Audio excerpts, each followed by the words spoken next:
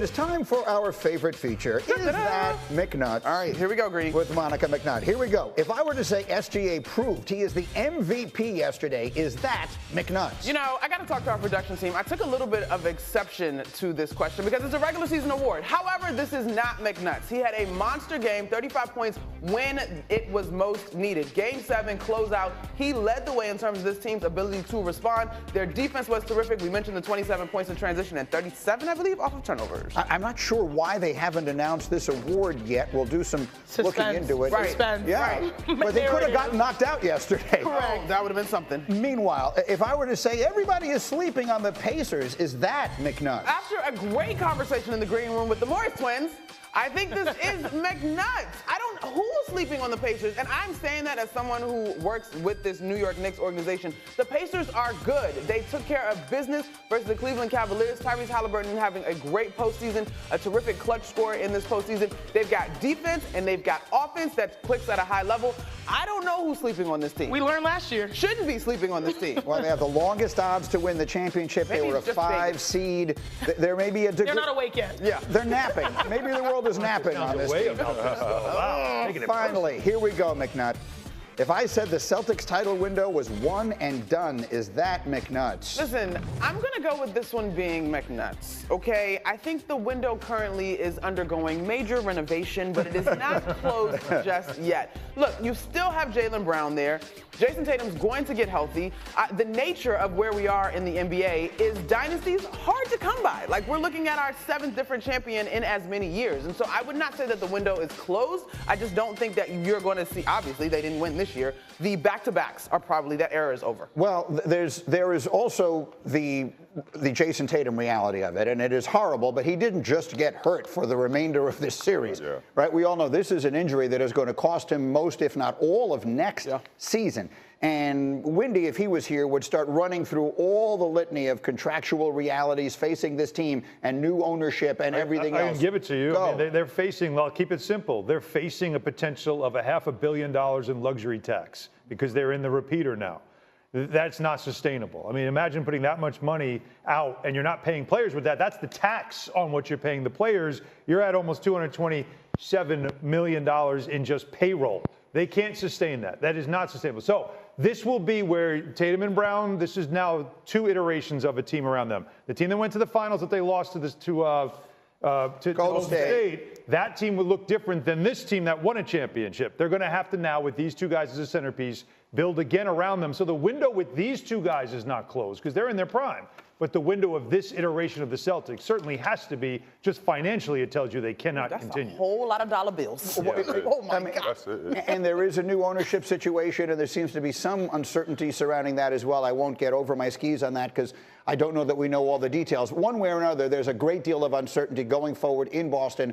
No Jason Tatum, certainly at the beginning of next year, and we'll see how much of it throughout all of next season. So when we look back on this Celtic team, and the injury to Tatum is just, well, look, there's the question on the screen. Is there an asterisk? I'm offended by the question being up there, and it's my own show. Like, there is no asterisk in sports. Part of winning a championship is staying healthy, right? The asterisk, that's just part of this thing. It is a marathon. Injuries happen. History does not write down who got hurt along the way. You wind up winning the championship. This, of course, was the terrible moment. But was this moment in its own way, in your mind, Marcus, the last time we will see this group of Celtics together? For sure, man. I think first you have to get off Porzingis. I don't know what you get back from him. He's non-existent. And obviously Drew Holiday's up as well. I think you float Drew.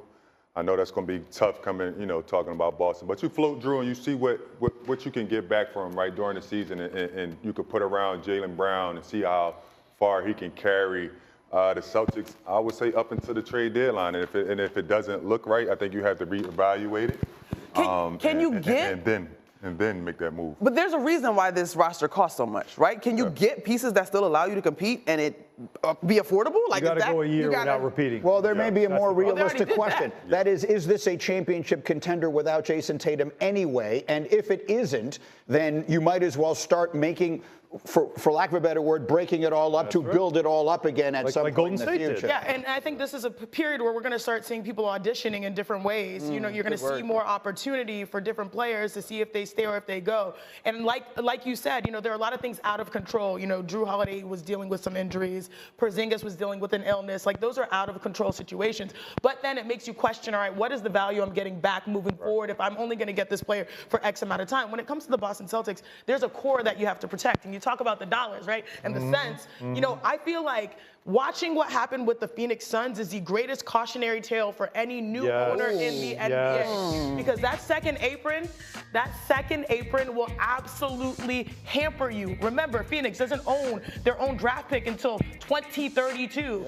You know, think about they're not able to you know, maintain trades, especially when you have like a no trade clause with someone like Bradley Beal. Like, they're looking at these circumstances and learning from it. And I think they're going to have some tough decisions. But the core, I believe, can remain the same, but the surrounding pieces maybe What's the core, though? Who are we coring? The core is Tatum and Brown. Not White? And Derek White. Well, thank you. Okay, and say Derek White, too. And he's terrific. Yeah, I did not mean that to shortchange him. But the reality is you are building around Tatum and Brown for the future. Yes. Right? That's a pretty good place to start. Absolutely. But no? The previous question that was put up there about the asterisk. Yeah. So, was it the Raptors championship that have an asterisk on it because they lost KD and Klay Thompson? Yes, but no one remembers that. I don't really remember them talking much about an asterisk there.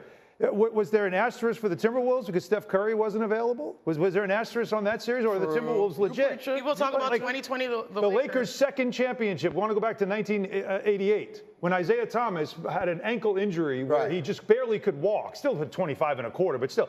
Is that an asterisk on that championship? No. As you said, the healthy team wins most of the time. And so if you have injuries, that's part of the deal. No asterisk. All right, let me leave that there for the moment. We have something we do every single month. Quarter of a century, the Knicks are one of them. The New York Knicks are in the Eastern Conference Finals. They trounced the Celtics in Game 6, winning it in 6. They will host the Pacers beginning Wednesday night. Indiana knocked the Knicks out of last year's playoffs in Game 7 of the conference semifinals. It feels almost as though every time the Knicks have gone deep in the playoffs in recent and even not so recent memory, because all of this is forever ago, it's Indiana they've played. That was the scene outside the Garden on Friday night. Is the guy with the flip-flops still on top of the marquee? He's still trying to get down. It was easy to get up. It was hard to get down. It has been crazy here and fun in a lot of different ways, and we have several days to look forward to the series. But I want to start again. I remind everyone, Monica and Alan are with the Knicks basically every single day. Brian Scalabrine, who is an interesting perspective to get, who is with the Celtics every day, as you guys are with the Knicks, and clearly has like a finger on the pulse of that team and his heart beats with them. He said afterwards, I thought this was fascinating. He said on some level, the Celtics deserve to lose because they cheated in the way they approached the series. And I will say that a lot of people that I talked to around the city the last couple of days came away with the perspective the Celtics had no respect for the Knicks whatsoever with the way they approached the series. Did that, you guys who are experts, did you feel that watching it? Anyone? Well, I'll defer to players on this one. Did you feel that way? I looked at it from a media standpoint. I didn't feel like they played with the series. I think we have to go back, right? I just think they didn't take care the end of the game. They were up 20 in Boston 2 times. Right. Like they approached the series the right way. I think just at the end they settled for so many threes instead of like just actually stomping them. Well, how many threes did they miss in the series? They missed 180 threes in 6 games. That's an average of 30 per game. The Knicks averaged 33 attempts per game. They relied on it, live and die, they died with it. I don't think they cheated the game. Yeah. I love this Boston Celtics squad. You know, obviously they dealt with adversity with Tatum, being out due to injury, but I don't think they cheated the game. I do think that they need to look, and when it comes to clutch time, do we need to stick to these patterns of shooting threes, or can we adjust? That was my only issue, because the threes is what got you back-to-back to being one of the best regular season teams, putting yourselves in prime position to make it through the playoffs. The threes, I was not mad at it, but when it came to clutch time, when they were settling and sticking to that system instead of resetting, that's when I took issue. You had 2 amazing amazing players, Jaylen Brown, Jason Tatum, with multiple advantages, with Jalen Brunson or Josh Hart in front of them. You know, someone that they can get and shoot a mid-range over. Like, the mid-range is still a good shot. Look at Bridges. Like, he's, you know what I mean? So that may be what we're talking about here, is that they looked at this and said, instead of doing what it would take to defeat this opponent, we're just going to do what we do and assume that what we do is so good, no one can beat us when we do it right. That is, I think, what he means. Look, I'm not putting words in Brian Scalabrini's mouth, but I feel like that's what he's saying. There was sort of an institutional arrogance about the team that said, if we do what we do, nobody can beat us. That's the word we've been using, arrogance, with their style of play, Monica. That's what we've said. So, okay. All right, so yes, it felt arrogant, but I also would offer, if it wasn't threes, if their bread and butter was to steal the ball and get out in transition, or their bread and butter was the mid-range and they were off, would we still be punishing it the same way, right? And that's, I think, and that has only come to me this morning, because I think as a team that has been successful, the playoffs is not the time when you depart from what you have done to be successful. I found myself in the series actually wondering if there was another way for them to play, because they seemed unable not to take threes. But I do also acknowledge that while they didn't shoot the three ball well, I think you got to give the Knicks credit in terms of making them uncomfortable, particularly in the latter two games that they won. And they're rebounding.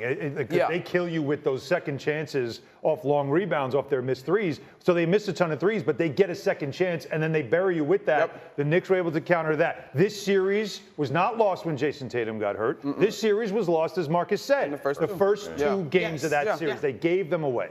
Exactly, and you got to stick to it. When did they adjust? Right. Like, being up 20 and you seen that some of them shots wasn't going, like, how do you get the ball to JT at the elbow? How do you get it to him at the post? Like, they never adjust. And back to your point, they stuck with their game plan because they got them up 20 in both games. But you have to learn how to adjust in real time. Well, I think part of this, let's put a pin in this. We can continue the discussion. Part of it is sort of this new debate between, like, analytics and